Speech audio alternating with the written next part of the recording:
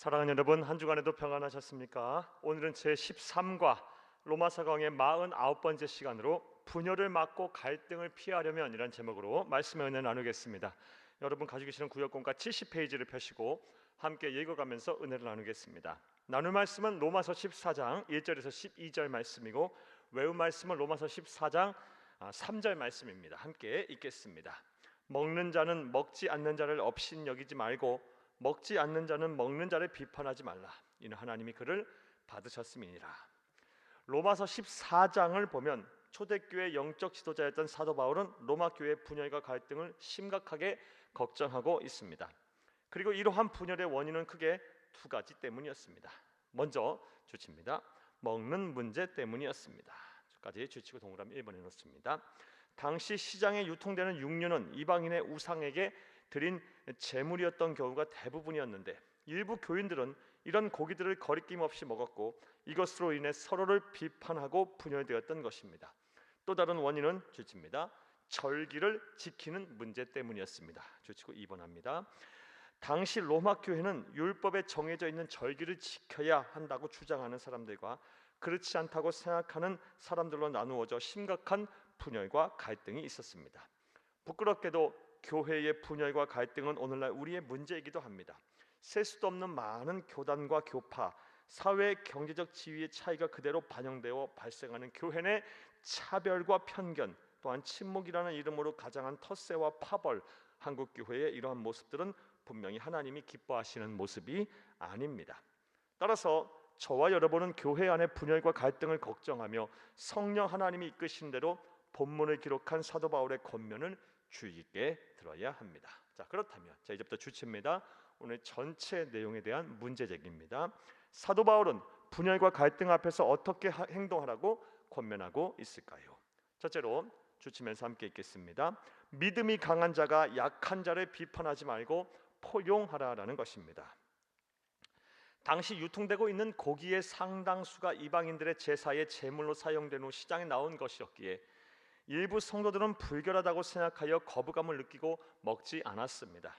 이에 교회 내 소위 믿음이 강하다고 하는 성도들이 고린도전서 8장 4절을 들먹이며 사도 바울도 하나님 외에 우상은 세상에 아무것도 아니기에 자유롭게 먹고 마시라고 말하지 않았냐며 그들의 믿음이 부족하다고 비판을 하였습니다. 또 유대교에서 각 개종한 성도들 중 일부는 오랫동안 자신이 지켜온 유대 전통과 절기를 지켜야 한다고 생각을 했습니다. 하지만 어떤 사람들은 이에 대해서도 골로새서 2장 16절을 들먹이며 예수를 그리스도로 믿어 율법으로부터 자유하게 되었으니 율법에서 정한 절기들은 믿음이 없는 사람들이나 지키는 것이라고 비판하였던 것입니다. 즉 로마 교회는 교회를 오래 다니고 기독교 신앙에 대한 믿음이 강한, 다시 말해 교회 내 주류라고 할 수 있는 성도들과 그렇지 않은 성도들 간의 불협화음이 생겨났던 것입니다. 이에 대한 사도 바울의 해결책은 명확합니다. 자, 이제부터 주치입니다. 믿음이 연약한 자를 너희가 받되 그의 의견을 비판하지 말라. 로마서 14장 1절 말씀입니다. 먹는 자는 먹지 않는 자를 업신 여기지 말고 먹지 않는 자는 먹는 자를 비판하지 말라. 이는 하나님이 그를 받으셨습니다. 로마서 14장 3절 말씀입니다. 주쳐놓습니다. 받고라고 번역된 헬라어 프로슬람 바데스텐의 뜻은 받아들이다, 포용하다, 환영하다는 뜻으로 주칩니다. 하나님께서 믿음이 연약한 자들의 의견과 신앙, 믿음을 인정하시고 포용하셨으니 그들의 믿음을 비판하거나 정죄하지 말라라는 것입니다. 그렇다면 왜 하나님께서는 사도 바울을 통해 믿음이 연약한 자의 신앙을 포용하고 그의 의견을 함부로 비판하지 말라고 하셨을까요? 그 이유는 간단합니다. 앞서 언급한 제사에 쓰인 고기를 먹는 일과 유대 절기를 지키는 일들은 기독교 신앙에서 중요하지 않은 비본질적인 요소이기 때문입니다. 비본질적인 요소 동그라미 쳐놓습니다. 물론 우리에게는 오직 예수님만이 우리의 구세주가 되신다는 진리를 사수해야 할 책임과 의무가 있습니다. 우리 그리스도인들은 성경과 또 복음을 반드시 지켜야 할 의무와 책임이 있습니다. 이를 위해서는 결코 타협하지도 않고 양보하지도 않는 일관된 모습이 요구됩니다. 그러나 주치입니다. 우리가 사수해야 할 것은 오직 성경의 본질입니다.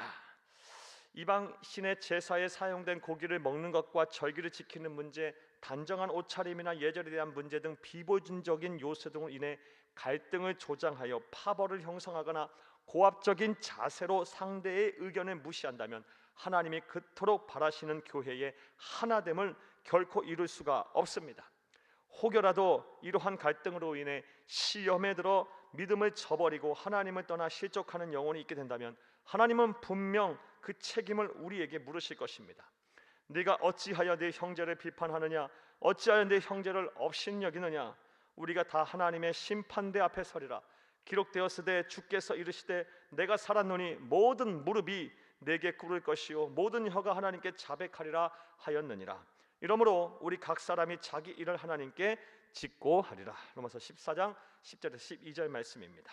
그러므로 자 이제부터 괄호합니다. 첫 번째 대지에 대한 구체적인 실천 사항입니다. 교회 안에서 나와 다른 의견을 갖고 있는 성도들이 있다 할지라도 그 의견이 신앙의 본질을 위협하거나 훼손하지 않는다면 존중해 주시기를 바랍니다.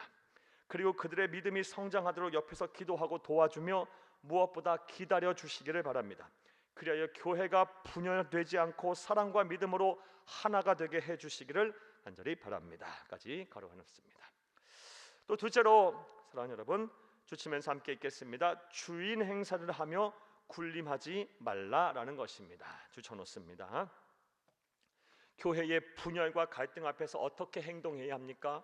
우리가 막 주인 행사를 하며 군림하지 말라라는 것입니다. 사랑하는 여러분, 물론 주인 의식은 가져야 합니다. 하지만 주인 행사를 하면서 고압적인 자세로 남 위에 군림하려고 해서는 안 되는 것입니다. 사도 바울이 교회의 분열과 갈등을 해결하기 위해 말하는 또 다른 권면은 주인 행사를 하며 군림하지 말라라는 것입니다. 다시 말해 주칩니다. 교회와 성도의 주인은 우리 주 예수님이기 때문에 누구도 함부로 교회와 성도들 위에 군림하지 말라라는 것입니다. 로마서 14장 7절에서 8절 말씀입니다. 우리 중에 누구든지 자기를 위하여 사는 자가 없고 자기를 위하여 죽는 자도 없도다. 우리가 살아도 주를 위하여 살고 죽어도 주를 위하여 죽나니 그러므로 사나 죽으나 우리가 주의 것이로다. 아멘. 우리는 그 누구도 교회의 주인 행사를 하며 위에서 군림하지 않도록 주의해야 합니다. 그리고 이러한 원리는 삶의 전반에 걸쳐서도 적용되어야 합니다. 그러므로 자 이제부터 괄호합니다. 오늘 두 번째 대지에 대한 구체적인 실천사항입니다. 저와 여러분은 교회의 머리는 예수님이시고 그분이 내 가정의 주인이시며 내 직장과 사업장, 나라와 민족의 주인이실 뿐만 아니라 모든 역사를 주관하시는 분이라는 믿음을 가지고 항상 낮은 자세로 더 섬기기 위해 노력을 해야 할 것입니다. 까지 가나에 놓습니다. 사랑하는 여러분, 자 이제부터 또 괄호합니다. 오늘 전체 내용에 대한 요약입니다. 분열과 갈등 가운데 거한 로마 교회를 향해 피를 토하는 심정으로 편지를 보낸 사도 바울의 마음을 잘 고씹으며 분열이 아닌 하나됨을, 갈등이 아닌 화평을 이루는 성도가 되기를 간절히 바랍니다. 죽기까지 섬김의 모습을 보여주신 예수님처럼 낮은 자세로 형제, 자매, 가족, 이웃, 친척, 나라와 민족을 섬기시기를 바랍니다. 그리하여 우리 교회 여러분의 가정과 직장, 나아가 우리 사회가 분열과 갈등에서 벗어날 수 있기를 간절히 바랍니다. 까지 괄호해 놓습니다. 오늘 전체 내용에 대한 요약입니다.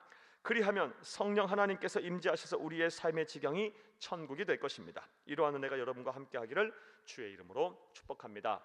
할렐루야. 말씀과의 만남을 보겠습니다. 1번, 본문 당시에 로마 교회 안에 퍼져있던 문제 두 가지는 무엇입니까? 우상에게 제사드린 음식을 먹어도 되냐, 먹지 말아야 되느냐, 특별히 고기와 술에 대한 그런 문제였습니다. 두 번째 문제는 구약의 절기를 지켜야 하느냐 말아야 하느냐에 대한 문제였습니다. 2번 보겠습니다. 그리스도인이 사수해야 할 본질, 절대 진리는 무엇일까요? 사랑하는 여러분, 먼저 하나님의 말씀 성경입니다. 나아가서 우리가 반드시 지켜야 할, 수호해야 할 절대 진리, 또 신앙의 본질은 복음입니다. 예수만이 우리의 구원이고 예수만이 우리의 생명이며 예수만이 우리의 소망이다. 예수를 통하지 않고는 하나님의 나라에 들어갈 수 없다. 나는 죄인이지만 죄 없으신 하나님의 아들인 예수님께서 나의 죄를 대신해 죽으셨다. 그리고 우리가 이 사실을 믿기만 하면 구원의 주권자이자 심판자인 하나님이 나를 의인으로 인정하시고 나에게 구원을 선물하신다. 이 복음을 우리는 어떤 일이 있어도 사수하고 지켜내야 할 줄로 믿습니다. 3번 보겠습니다.